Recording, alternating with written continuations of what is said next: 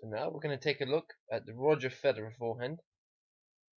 So the first thing I want to mention is Federer holds the racket in his forehand grip when he's in the ready position, and he wants to hit as many forehands as he can. So anything mid-court, anything slightly to his left that he can run around and hit a forehand, Federer will hit a forehand, just like all the other top players in the world. So notice here that the left hand is holding the throat of the racket, that the racket head is higher than the grip level, and as he starts his take back, his strings are facing down the court. So first thing to note, Federer's wrist is also quite laid back right from the beginning of the stroke, and as you can see, both arms are very relaxed in this part of the stroke. So Federer has a good shoulder turn right at the start of the stroke. His right arm has good space between the elbow and the body.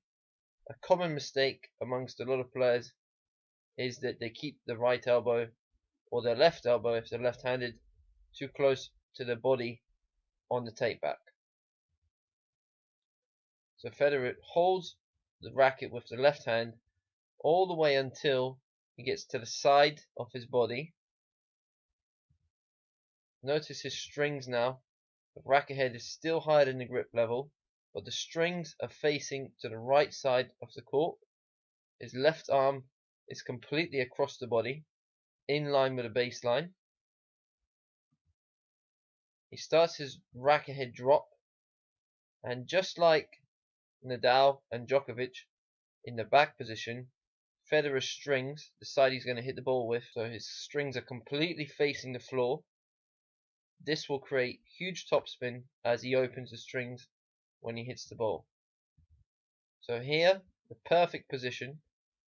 His left arm has pulled away, opening up the shoulders towards the net. The right arm has extended, and the bottom of the racket here is pointing on to the oncoming ball. He drives with this towards the ball, as you can see here. So Federer hits the ball way in front of his body. His contact point is probably the most out in front out of all the top players in the world. He has his arm completely extended when he hits the ball, and he hits the ball as far in front as he possibly can.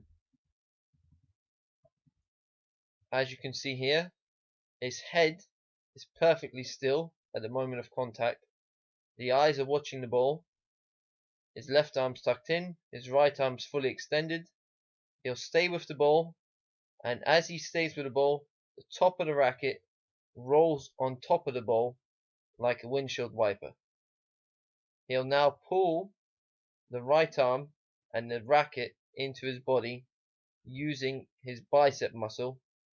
As you can see here, his head has stayed very still all throughout this action. Federer finishes across his chest with his racket head behind his back.